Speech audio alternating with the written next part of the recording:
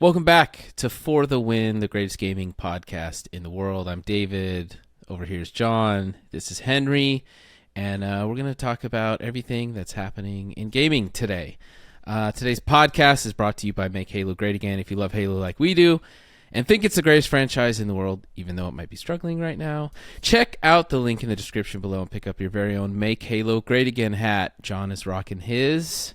There's a few left in stock. People are getting them in the mail, which is exciting. And yeah, good times. Streamer XqC signs a non-exclusive 2-year contract with Kick. It's said to be the most valuable contract in streaming history, boasting a total value of up to $100 million over a 2-year period.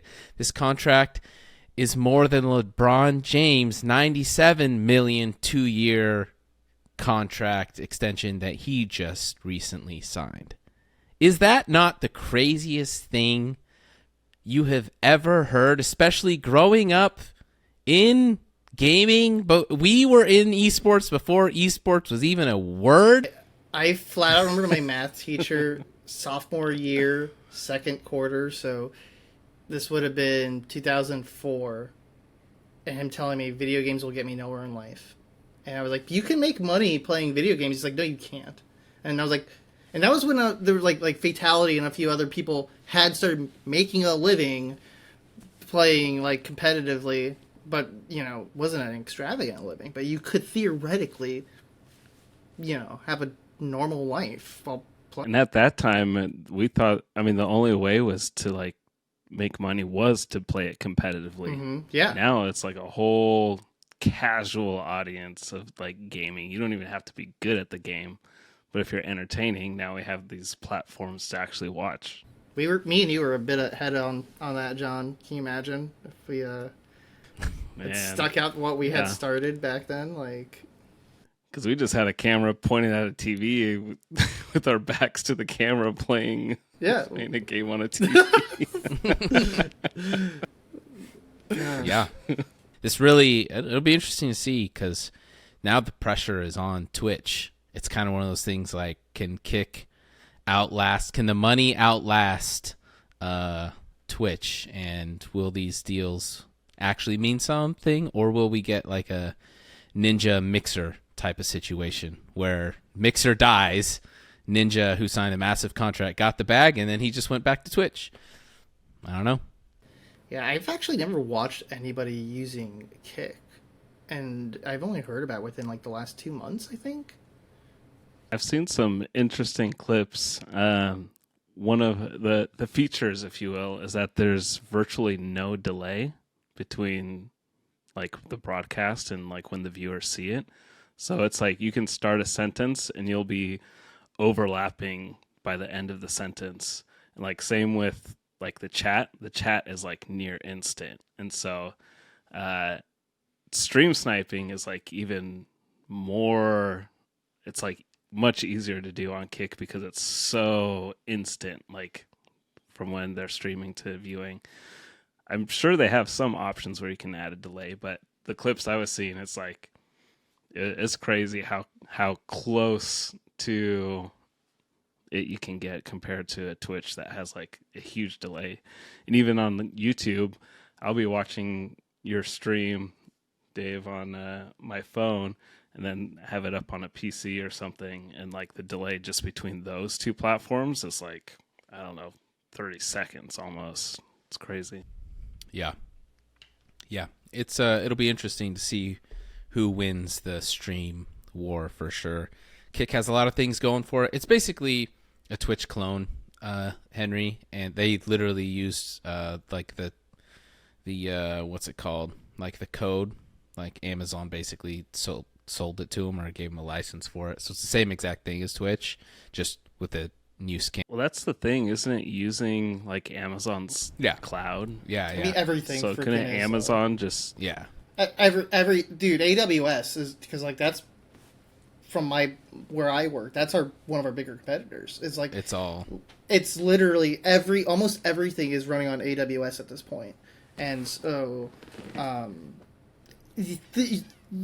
yeah, if I'm not saying Amazon isn't evil, but if Amazon would be like really evil, but like, you know, that's like I think either way they're owning it, so it's like win-win. Yeah. But in a recent panel, Hideo Kojima said he wanted someone to send him to space so he can make a game to play in space. And he said, quote, "I want to go to outer space and create a game that you can play in space, because right now all games you can't properly play in outer space, but I want to create something. I'll play that. So someone, please send me up to space." What games can't you play in space? I'm kind of confused, because wasn't the first game ever played a Game Boy, Tetris, a Russian astronaut played Tetris in outer space? But what does he mean by... I don't know. That's exactly what I was going to say. Like, they've taken gaming into space before. So I don't know if there's more context to that, or some word spaghetti there of what the... He didn't elaborate. Some translation. I watched the panel. He didn't elaborate. But theoretically, you could just take your Xbox up to space, plug it in, run it like a computer. What? Am I missing something? Well, I mean, I don't know if we have, like... Have you been to space, Henry? I don't know if we have power inverters in space, but, like, I don't know if we can just plug in an outlet, like... How's the Wi-Fi? Yeah. Maybe someone can enlighten us what he means by that. But in a recent interview, Xbox Game Studios head Matt Booty shared his thoughts on VR and the way that Xbox is approaching the medium. And he said, quote, "I think for us, it's just a bit of a wait until there's an audience there." I mean, I'm not a big fan. It's cool. VR is cool, but I've never felt, like, inclined to, like, dive into it and get way into it. Same. I think he's spot on with this. I don't think there is. I feel like it's still very niche audience. Yeah. And especially for Xbox. When it comes to consoles use, for sure, like, definitely I feel like the PC market's the big market there. One of my coworkers who likes developing stuff for VR, today he was telling me that he's thinking about selling his entire VR setup, which is crazy. Because he lives in one of these tiny little, like, closet apartments in Seattle, right? But he's about to move to a bigger place where he would theoretically not have to have his VR setup take up his entire living space, but it's just coinciding with, he was like, you know what? When I pack it up, I might just sell it at this point.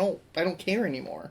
And it's, I don't know. I'm not going to say it's a fad, because I don't think so. There's definitely a lot more substance there than a fad, but I don't think we are quite there at 100% mainstream yet.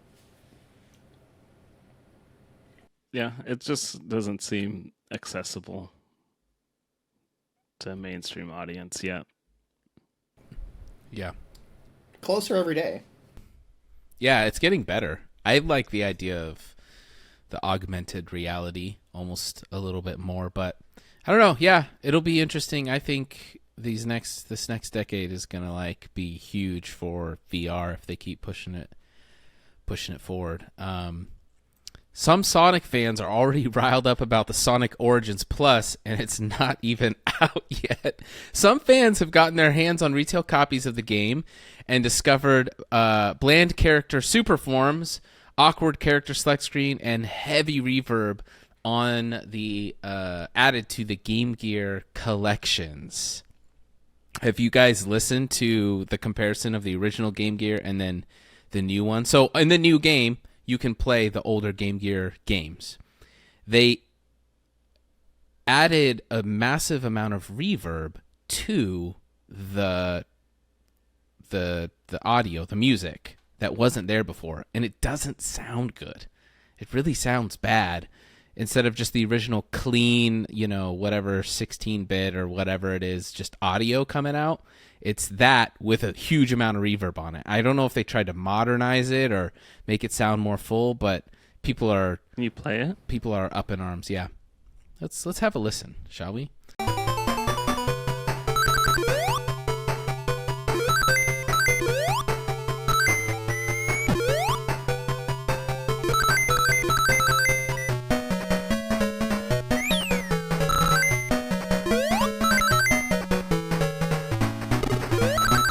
Original sounds good, right?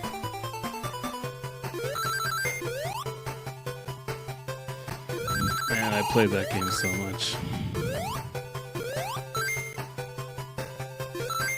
6 batteries, baby. 6 double A's just to play that game. You hear the difference? Yeah, this has a lot of other issues too. The fact that they're using the Game Gear versions instead of the Master System versions. They're using games on this that they've added the Game Gear version on, but the Game Gear version and the Master System version are identical, except the Master System version is bigger because it has a higher resolution. They're both the Master System and the Game Gear are the same exact hardware. But to compensate for how small the screen is, they literally crop the game in. So it's not scaled. It's just cropped in. And that's the version we're now playing on this release. We're getting Game Gear games that also had a simultaneous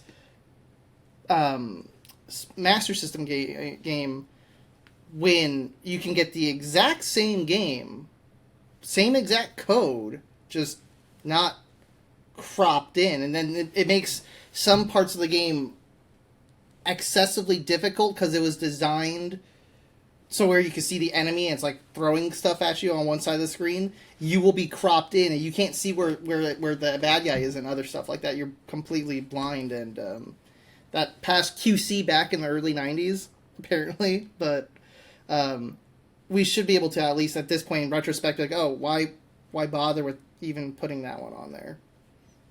You could. I don't know why they would, because I mean, I do that all the time when there's a game that I loved playing on the Game Gear, but I want to run it better on an emulator. I try and find the Master System version because it's usually just better.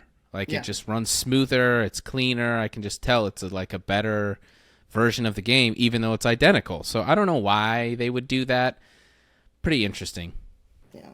Wholesome Diablo player Awesome Prawn, who suffered through his first capstone dungeon because he ran it solo, decided to help players through struggling with their own capstone dungeons. So by browsing the looking for a group section of Xbox Live, Awesome Prawn helped everyone from crazy kids to married couples and even a 70-year-old grandpa run their first capstone dungeon. Isn't that just like one of the most wholesome things you ever heard? Yeah, I need him to help me get to World Tier 4. I'm still level 64 or 5. He dropped a whole Reddit post just about kind of his experience, and yeah, he just went on and he was searching for people, and he found this grandpa who he was running with, and the guy's been playing Diablo since like the beginning, and he said he had the best time, and the grandpa even like taught him some things that he didn't even know about the game before. And it just goes to show you there's a definite need for some community features in the latest Diablo, that's for sure. But I just thought that was a wholesome story. Yeah, I've never really used the whole looking for group section of Xbox Live. It made me kind of want to jump on there and do the same thing, because I can beat that dungeon. That's no problem. Final Fantasy 16 Day 1 update announced, but won't be necessary to play the game. The developers apologized for this update, stating the team didn't want to do any pre-release or release day updates for Final Fantasy, even one this minor. Is this just kind of a given, though? Shouldn't we just expect it at this point? I don't like it, but shouldn't we expect it? Well, at least they say it's not needed to at least boot the game and play it, like we've seen before. But I want to know what this was addressing. Like, I'm thinking, like, I don't know, like it could be something that was a security flaw that needed to be patched out. That's a thing. If it's a minimal thing that doesn't require any, like, why are they required? Is there some law in place that requires them? They have to say something if they're dropping an update. Why not just like run a quiet update? Or will people just ask questions because they'll be like, people are going to why is ask it questions because it's why isn't updating? I just got this game. Yeah. So And I guess so- it's just better to just say, oh, it's just a nothing update. I wonder what it is, but I do like the kind of the stance that they're taking on the update. You know, their goal was to not have any updates, where I feel like a lot of studios are just counting on having a huge day one update and like work towards that. It's And so the fix it and people post get the game mentality. and there's like a 3 gig download and they're just like, but this seems like a pretty minor one. So something I think other studios could look at. roll the clip of the 343 employee and say, a lot of people, when you get to launch day, you think that's the end of our journey. But for us here at 343, that's just the beginning. And as developers, when you work on a game, you want to get that game out there. And that almost seems like, for us, that's the finish line. But in reality, it's going to be the starting line. Like, oh my God. Ain't that the truth? Oh. Just the beginning. Battle director... I don't want to butcher this. Battle director Ryota Suzuki says Final Fantasy 16 is his magnum opus. Suzuki says that the next mainline entry in the long-running Final Fantasy series is his magnum opus, declaring in a live letter, "I truly think this game is my own personal masterpiece." I freaking love like the passion and I feel like what a lot of Japanese game developers bring to the table is this like love for video games and storytelling that is just like almost like a lost art, to be so invested in like loving what you're doing that you would call it your magnum opus and you've like given everything to make this the best. Like, this isn't a job for him. You know what I mean? And it's so obvious in that quote, like, this isn't just his 9 to 5. This is like something he's passionate about. And I just think, I don't even play Final Fantasy, but I'm like, this is dope. This is him saying, this is the very best I have ever done in my life. This will be my swan song. If I go tomorrow, like, look at this, like, fighting, this battle, like, director. Look at this fighting mechanics and everything that I've built out. I love it. Yeah, Final Fantasy 16, they released a demo for it, and it was overwhelmingly positive. I've never played a Final Fantasy either, but this is probably going to be the never? first At one all? I'll play. Nope, I played Lost Odyssey. That's the closest to a Final Fantasy I've ever played. I remember when you were playing through that, like when I was like kind of new. I loved Lost Odyssey. Played that all the way through. Didn't you play Blue Dragon also, like around that same time? A little bit. Not. I didn't finish it or anything like that. But I've never finished a Final Fantasy game. I always end up getting bored eventually. I was really, really into Final Fantasy VII back when it was like new. I didn't own a PlayStation, but I would borrow my friend's PlayStation and their copy of it, and I played almost all the way to the end, but not all. But it never ended up finishing it. And then yeah, I remember in 11th grade, I got another copy from Sean's girlfriend, now wife. I traded my soul for her. It was like in The Simpsons when Bart sold his soul. We wrote down Henry's soul, feelings, and emotions on 3 pieces of paper, and I traded that to her for a copy of Sonic Spinball and also Final Fantasy VII. Was it worth it man. in retrospect? Sonic Spinball still holds up. I got really bored playing through Final Fantasy again. I was like, oh man. Yeah, that's the thing is Final Fantasy was kind of always on the other consoles. So like we had a Nintendo 64 and then we had an Xbox, and so it was always that series that was like over there. I never really played it. Phil Spencer responds to why Halo wasn't at the Xbox Games Showcase, quote, I wouldn't say Halo is of lesser importance, but we have over 20 studios now. I'll go back to the years where we had basically 4 games: Fable, Forza, Halo, Gears, the 4 horsemen of the apocalypse. We have a lot more games now. I think he's not wrong. He's not wrong, but I think they are really, really, since it's all gone so far downhill, I really think there is coming a day where Halo is just not going to be the game of Xbox. Phil Spencer, same guy, was quoted saying, hey, if Halo fails, Xbox fails. I don't think that's going to hold up. I think Halo can fail, and Xbox will still be around, and they have so many studios making so many games. I don't think he's wrong, but I do think he is. I do think they are like moving away from Halo. They are moving away from Halo, but they're moving away from Halo, but not. I don't think it's completely as you were saying.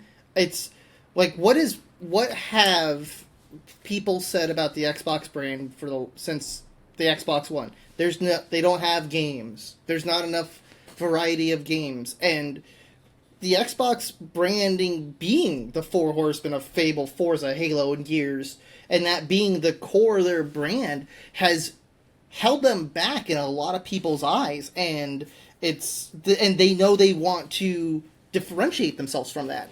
So, like, are they still doing Forza? Yeah. Are they still doing Fable? Yeah. Again, it's been a million years since the last one, but, whatever. But they know that they need to show off more than that, right? It doesn't help that Halo had a bit of a lackluster year last year, to say the least. So, the very least, it's a mixed bag, right? I don't think it's entirely, I don't think it's entirely all just because Halo didn't do that well. Yeah, I mean, Microsoft did have that string of years where it was just those 4 games over and over. Like, you just knew what was going to happen. You knew what was going to come out. There's some kind of Halo game, Forza, Gears, and like to the point where, the Forzas, I haven't been able to keep up with all the Forzas, and then like the Gears, I don't think I even played Gears 5 or the Tactics one. The last one I really played was 3. So I don't know. Halo just, holds such a special place in my heart, and just to see it in the state that it is, and it's, I just think back of like Halo 2 and 3's launch, and is like, is there ever going to be, that kind of like cultural moment again with like a Halo game? And I think the way they're handling the series right now, like, it's never going to happen. So, we almost had it with Infinite. That's what makes Infinite so disheartening, is because it was close. It felt like Halo was back and everyone was hype and playing it, but it just couldn't hold people's attention because the campaign was, incredibly well regarded. Everybody was playing the damn game, and we stopped. Halo Infinite Season 4 releases today, and Halo fans have been roasting Halo Infinite's hilarious Season 4 armor. Fans have not been holding back when it comes to making fun of the new hazmat helmet designs, comparing them to Monsters, Inc. and Bumblebee from Transformers. Now, I will say, look, it's not very Halo in my mind, but I get it. They're going on theme, and it's infection, and some of them look cool, and they're hazmat-y and whatever. But come on, the same yellow and the same thing, and I really can't do the goggles. I mean, is that not, you're a Transformer guy, Henry, is that not Bumblebee? Like, that is Bumblebee, is it not? I feel like it's got to be deliberate, dude. Like, it's got to be deliberate. Like, it looks like Bumblebee. Like, yeah, I like that. I like the other one that you showed off. The one that looks like Monsters, Inc. I like it. It looks like a gas mask. I've worn gas masks before. That's if you want your Spartan helmet to look like a gas mask, well, yeah, that's how it's gonna look. Like, it looks sci-fi hazmat, and that's what they were going for.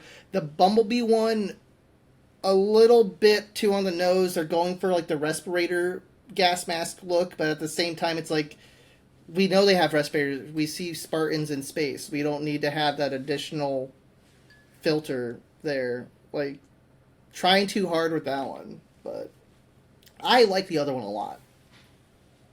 Yeah, there's a couple that are also atrocious. There's one that's literally, it's just visor from here, all the way back, the whole thing. And it's like rectangled off at the top, goes back. It is atrocious. We'll throw the picture up. But look, we all remember the fishbowl. Bungie had some pretty unforgivable sins as well. So I don't mind that. I struggle with the Fortnitification of Halo. I don't like the Fortnitification of like, oh yeah, now we have Bumblebee in here and all that stuff. Yeah, I don't want that. Bungie was like really towing the line to begin with, and now they're just kind of like going for it at this point. I do like. I've been playing Infinite again, and I think we're finally actually at a point where they were saying when the game was brand new. Do you remember them talking about how many combinations there are, so you will never see another Spartan that looks identical? But like when the game was new, there was so few options that everyone just looked the fucking same. And even when something new came out, everyone was so thirsty for something new that you had a team of cat boys just running around. Like, I was one of them. Like, everyone had the same skull helmet. Everyone had the same flaming shoulders. Everyone had a Catboy helmet. Like, it just, when something new and shiny was there, we grabbed it because it's what we could get. And now there's been enough time, there's been enough releases that, and then, of course, the slight options that they have opened up for cross-core with, like, visors and stuff. We now have a good variety of Spartans out there. I don't see anyone that looks identical to me, and I don't ever have a team where everyone just looks the damn same. So, we finally reached that point. I don't know when that happened exactly, because I stopped playing for, like, almost a year, but, we're there now. Nice. Have you played Infection yet? No, because that dropped today, right? I've been playing other stuff. Yeah. So. Nice. Valorant finally gets a team deathmatch mode. Set to go live 27th of June. The new mode lets you and your teammates go up against an enemy team in one of 3 new maps in usual team deathmatch rules. The first team to rack up 100 kills, with the leading team taking the victory if the clock runs out beforehand.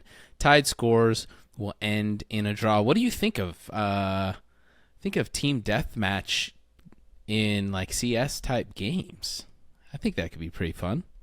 It can be. Like, I don't know how serious anyone can take it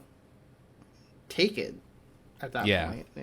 Like, not no one plays CS deathmatch and actually takes it serious. At least I never have in my entire time playing CS over the last 20 years. So, but yeah. It's weird for it to finally come out. That's right. Such a weird idea. The game's been out for how long now? Yeah, like Team Deathmatch. Yeah, well, Apex just added it recently too, so they might be following suit. Yeah, maybe they're running out of ideas.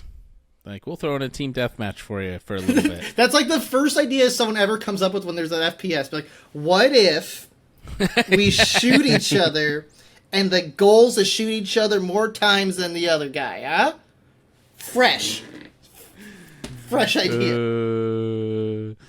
Diablo 4 is getting a massive patch improving nightmare dungeons, gem inventory space, quality of life adjustments for druids, LOL, disconnect issues, nightmare dungeon XP boost, material caps increase, and character buffs. Blizzard said at least 13 pages worth of patch notes, hoping to drop mid-July. I know you're very happy about all of this, John. Yeah.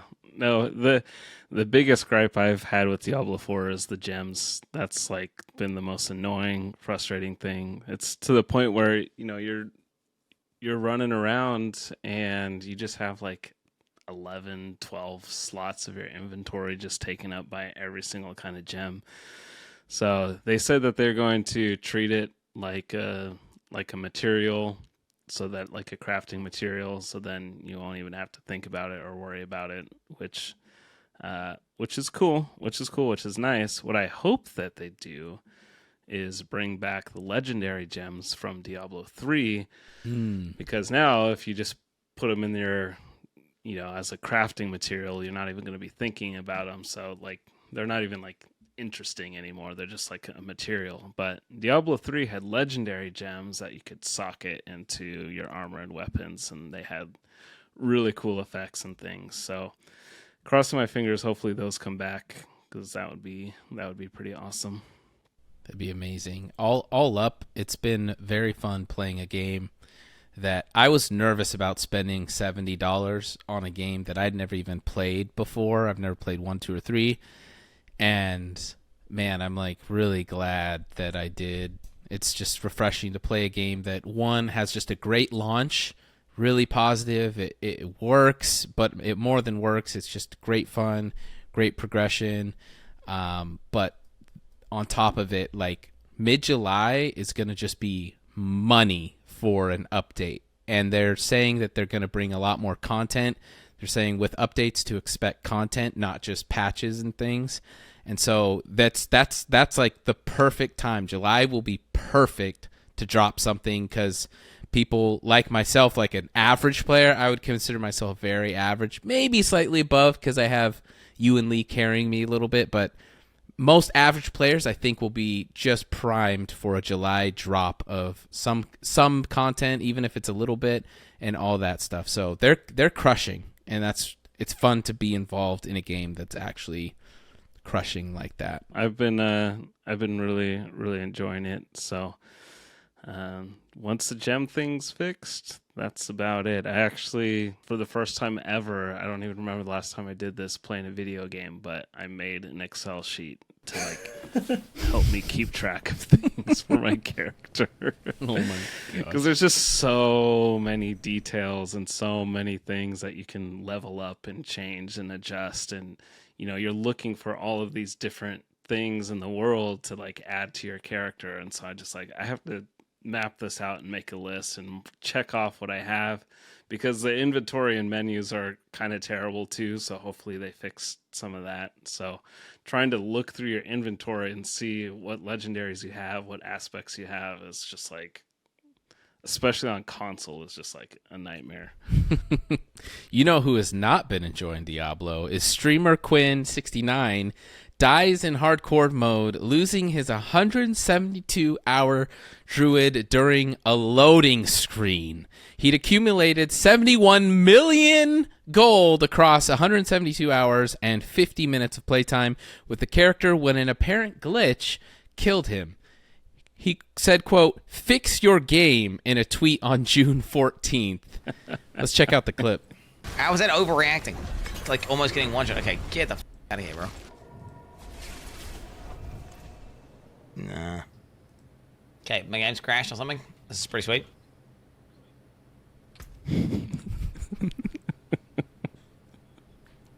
Bro, like Jeez, literally, bro. that I is- finished the f***ing map.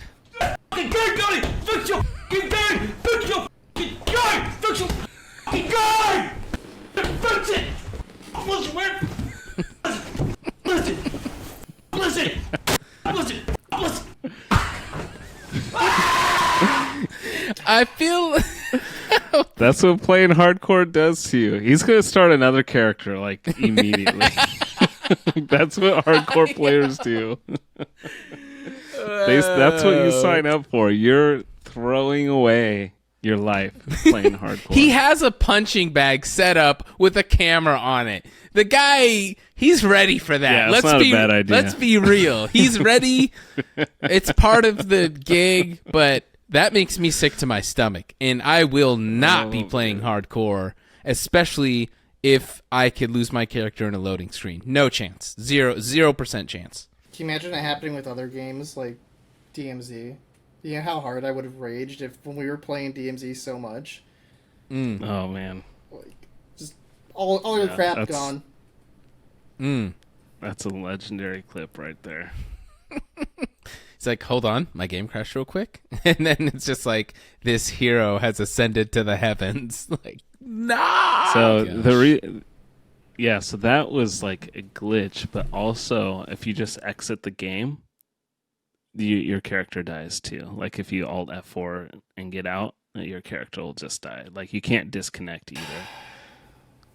Well, I mean, that makes sense because if you get in a tight spot, you could just be like, ba-da-ba-doom, you know, instead of dying. Like, so I get it, but also there's got to be some way to, like, fit. Like, Blizzard should be able to see that video and be like, oh, yo, it was a glitch or whatever. I don't know if that's a bad precedent to set, but, like, yo, we'll reset your character. Here's your character back or whatever. You can, if his game crashed, there would be a way when you're writing this program that you would be able to say, okay, if it crashed, we're not going to let the value of the character dying happen, but a force close, either through Task Manager or like Alt F4.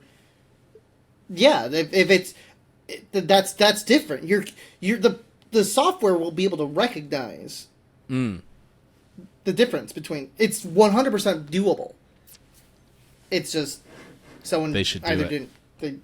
someone didn't care to, or I don't know how that decision's made, but.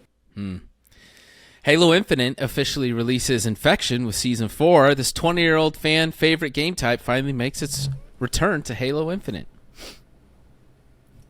About time. It's been a year and a half. Yeah. Good for them, I guess, huh? They did it. We did it, Joe. We did it. Didn't it? I'll be honest. Yeah. I don't think I've not once had fun playing Infection. It is just not my game type. Not how I like to not play even Halo like playing the at all. duck hunt mode? Not even like duck hunt infection? Or like Halo 2, where you switch teams manually. No. The only time I ever played it was at some LAN parties, and I was just like, this sucks. It is Yeah, a very casual game, yeah. I never get to be a survivor. I'm always a zombie every time. I mean, it is... I really like to see the creativity of the community from Infection. Like, when we started seeing people really utilizing Forge. Infection is what catapulted Forge into what it became, I want to say. Well, just like everything in me when I play Halo is like trying not to die. And in Infection, you're just dying like constantly. And so every time I'm dying, I just like get annoyed. And What about all the This is not how I wanna play. creative, like, Infection modes like Jenga? Did you like playing Jenga? I never played any of those. Those. What about you, Dave? Did you like My those ones? favorite Infection mode, I did. I wasn't a Forge Lord like you and Ray, but my favorite Infection game mode was what was the blank canvas that had rounded corners in Halo 3? The blank Foundry. Forge level. Foundry, when they built a mansion in Foundry, and it was just like storm the house, right? And so all the Spartans would be in the top level of the house. And then as a zombie, you had to like fight your way through this, like, I don't know, it was maybe like 6 levels. It filled the whole thing, and fight through, and it was real intricate, and it was fun fighting in that. That was my favorite, like, I don't know, Haunted Mansion or whatever they called it. That was my favorite zombie mode. It was just Infection, but the level was like really creative. So I like that one. But I played all the other stuff. It's fun. It's just not really my go-to, like, you know. I 100% agree. Like, I've never been like, hey guys, Infection. But like, I do remember when Halo 3 added the Infection playlist, and I played it, like, the day it came out. I was like, oh cool, I'll play Infection with strangers now. And it's something I enjoy, but I've never been a big infection person. But the fact that it was not there felt wrong.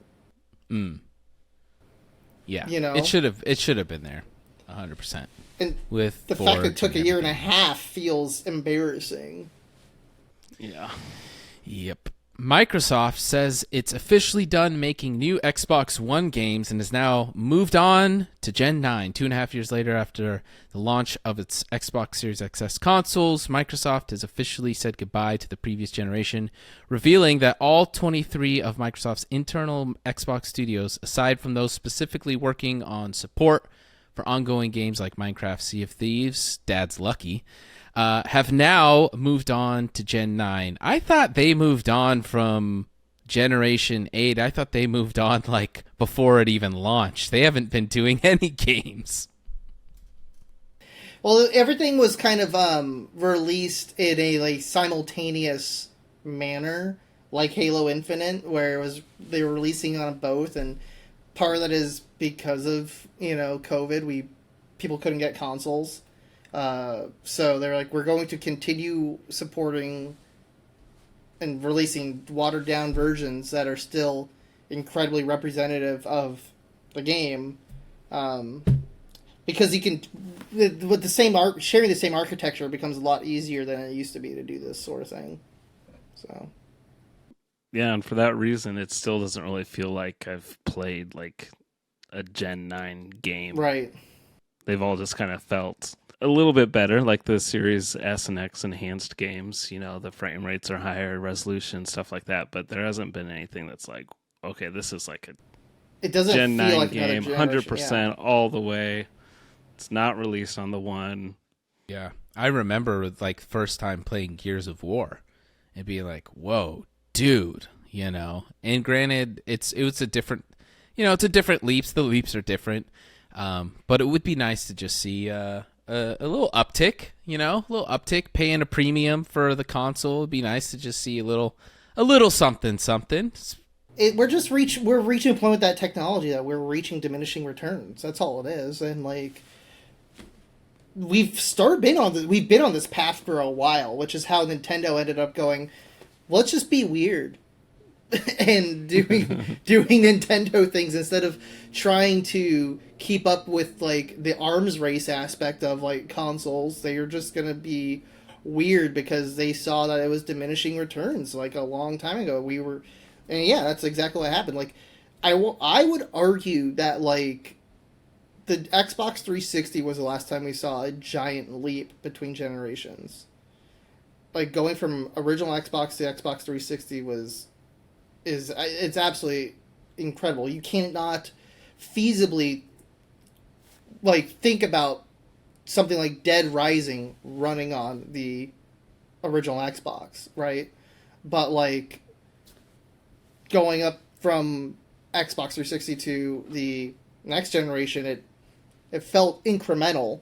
Like there was an upgrade here, but not significant enough. It's significant enough to notice, but not like blatant, right? But going from this last gen to the current gen, it doesn't feel like anything. It doesn't. You can't see it in a screenshot. It has to be in motion for you to like be able to like, yes, that is the new version. Right. Yep. New Twitch update introduces Partner Plus tier and seems to miss the mark yet again with streamers. Twitch is offering 70-30 revenue split to streamers, but there's a catch. A streamer must have and hold at least 350 paid subscriptions over a 3-month period. Twitch Primes are not included. The 70-30 split will only count for the first 100K made. After that, it goes back to 50-50 split permanently. A lot of people are upset about this, and I just don't know why you would. I know why Twitch is doing this, because they are floundering and they're just completely out of touch with what streamers want. But as a streamer myself, I don't know why I would ever want this. So basically, I'm getting punished if I do really, really well. If I hit 100K in a year, which would be, that's incredible for, streaming and everything. There's no incentive to go past that because, well, Twitch is going to take a much bigger cut. And when you have Kick right over if I can get 350 paid subs on Twitch and they're going to take half of it, why wouldn't I go to Kick where I can get 350 subs and get a 95-5 split?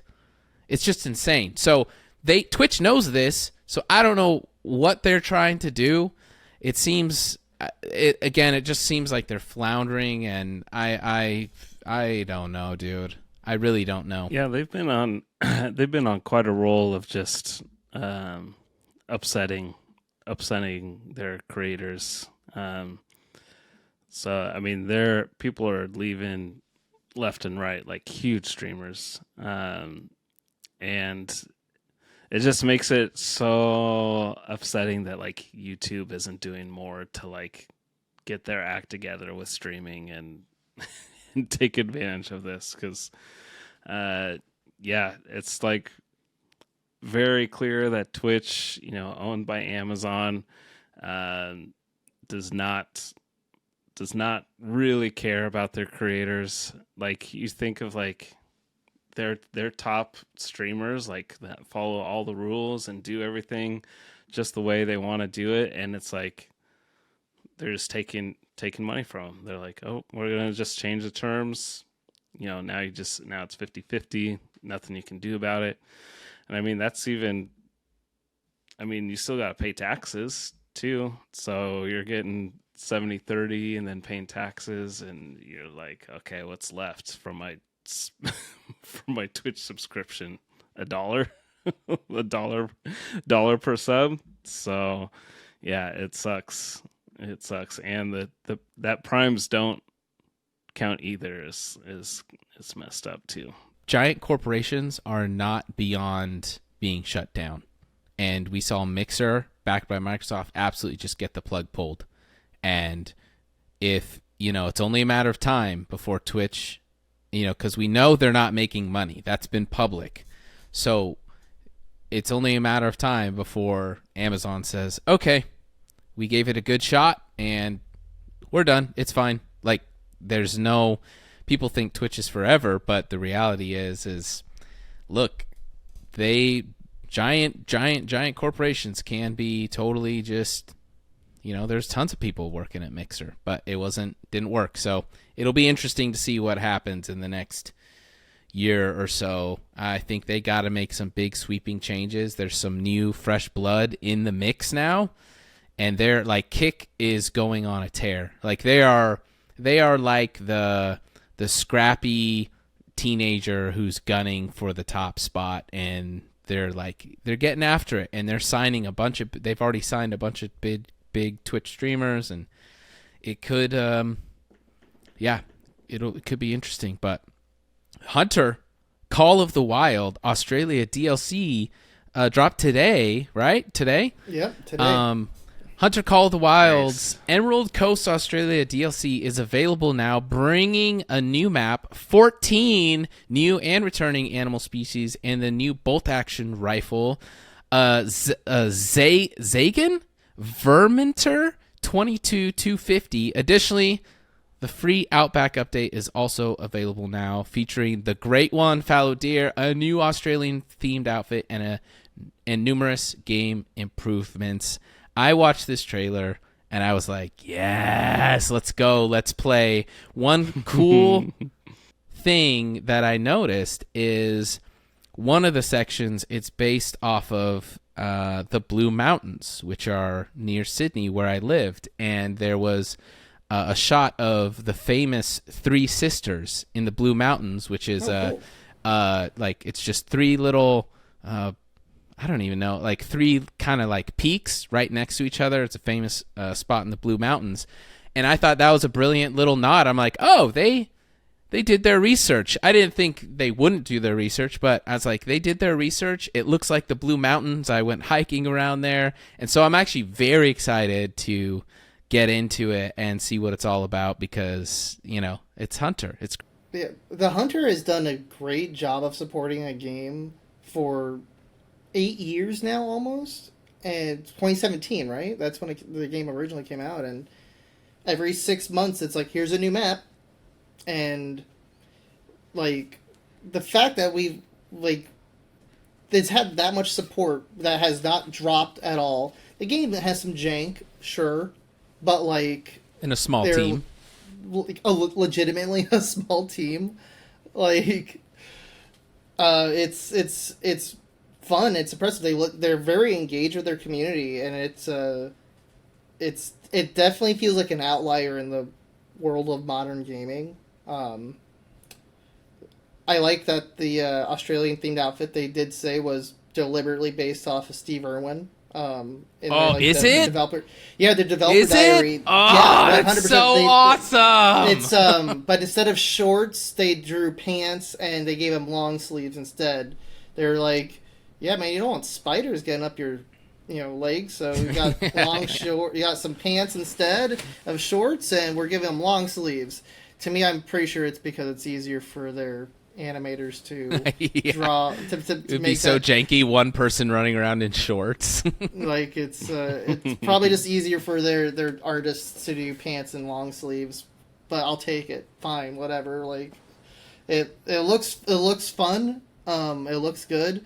I haven't looked into what all the animals there are on this new map, besides the fact that this got announced. Me and you, Dave, were talking about, like, there needs to be kangaroos. If I can't take out a kangaroo, There are confirmed. Yes, I was watching the trailer, and it's like loads of new species, or it's an Australian accent, but loads of new species and it pans across a kangaroo like on its side, and I just was thinking, I was just like, oh yeah, like I'm gonna get this kangaroo. They're not gonna show a kangaroo unless you can shoot it. Yeah, Raymond was exactly. questioning why my iPhone is set to Australian. We were like driving the car, and like she's speaking in my GPS. He's like, "Why is your phone Australian?" It's more pleasant. Sounds better than normal Siri. Yeah, it is. It's way more pleasant than normal Siri. I love Australian accents. Fortnite legend and streamer TFUE, this broke today, is retiring from streaming and gaming after 15 years of streaming and content creating. Streamer TFUE is calling it quits, saying he feels trapped streaming 6 to 8 hours a day and needs to live his life. I actually genuinely love this for him. He's 25. He's only 25 years old. He's been in the scene nonstop for 15 years, and he literally is sitting on his computer all day, every day for 15 years, basically. And that is that's so brutal. I know people give streamers a hard time when they complain, especially rich ones, right? But it's like, dude, that is so brutal. I don't even like streaming more than a couple times a week because it's just so taxing, and you feel and you do need to entertain and keep people engaged and stuff. It's so taxing, and so I think this is going to be great for him. He'll be back. He said, I don't know if I'll come back. He's going to come back. He's a gamer. You don't just totally walk away, but hopefully when he comes back, I hope to see him have a not as full on schedule. Burnout's real. No matter what you're doing, burnout is 100% real, and even trying to play video games and entertaining at the same time. You're not just casually playing. You're having to engage and be entertaining. It's work. Doesn't matter what the heck you're doing. It doesn't matter if you're having fun at the same time. You can have fun while doing work, but it still is going to be work, dude. You'll like work. So, well, Sunday morning, a 5-person crew on a submarine named Titan submerged on a dive to the Titanic wreckage site. The crew aboard the research ship lost contact with the sub about an hour and 45 minutes later. The submarine was piloted using a $30 Logitech PC gamepad. This is still pretty fresh, and we really hope that these people are found. There's a lot of oxygen. I think I read there's enough oxygen to last 96 hours. 96 hours or something. So I hope this is okay. But what on earth a $30 Logitech gamepad. I mean, You have all that money and you build it out using I don't know. It just seems a little dodgy to me.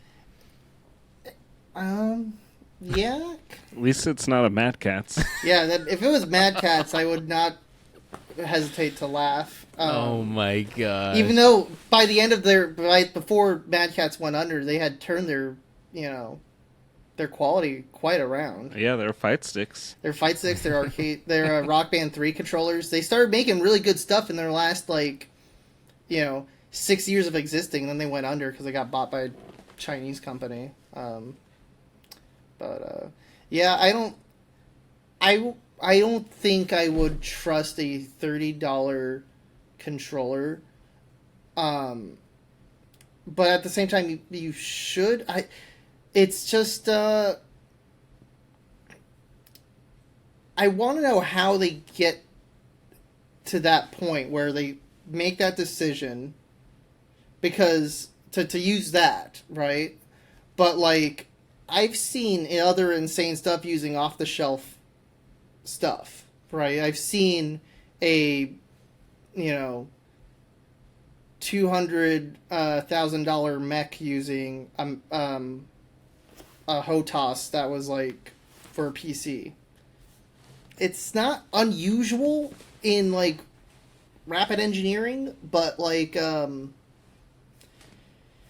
it does become weird when you look at how much each of those people paid to be a part of this trip. Yes. $250,000. And we don't know that the controller caused. Right. That's No, what I'm saying. no. I don't think the controller caused it, but it just seems that with the amount of money invested in this project, that's the thing you would use. And why not wired? Wireless, I thought it was a wired one. That's why it's $30. Well, Because USB. let's check this out. Let's roll the clip. Oh, take your shoes off. That's customary. Okay. Wow. Inside, the sub has about as much room as a minivan. So this is not your grandfather's submersible. We only have one button. That's it. It should be like an elevator. It shouldn't take a lot of skill. We can use these off-the-shelf components. I got these from Camper World. We run the whole thing with this game controller. Come on! It seems like this submersible has some elements of MacGyver-y jerry-riggedness. That makes it much more questionable using a wireless signal, because that's another point of failure, because now your Bluetooth module could fail. You can have difficulty. You can lose control of Bluetooth because I'm technically a scientist, but I can't honestly speak to how Bluetooth, short range spectrum stuff works 2.5 miles underneath. Yeah. It says, while rescuers fear for crew, Logitech F710 PC gamepad sells out within minutes. That's so crazy, dude. That's so crazy. Compatible engineering is valid engineering. All right, compatibility engineering is valid engineering. It's fine to do that sort of thing. Use off-the-shelf components when you can, but I don't know. That's a bit ballsy to do it and then charge money. You know what I mean? If it was your own personal project, by all means, man, go to Camper World and get some fucking shit and make your little submersible. Don't charge $250,000 and take people down there with you, right? That's my take on it. I don't know. I really hope it all works out. I hope they find them. That would be a great story. I hope this doesn't end in a terrible tragedy. But crazy and interesting. But hopefully the Logitech pulls through. And yeah. Anything else for the good of the pod? At least it's not a Mad Catz, right? At least it's not Mad Catz. I mean, there's I worse. just want to play Diablo. Yeah, I'm gonna go back to playing GTA. Well, all the extra stuff is going to be on the unedited version for members on the YouTube channel. So we went a little over an hour. But that's okay. It's good. It's great. I love the pace this time. I felt like we hit every topic about even. You know. Yeah. But all right. Well, that's the pod. Till next week. Till next week. GG's. GG's.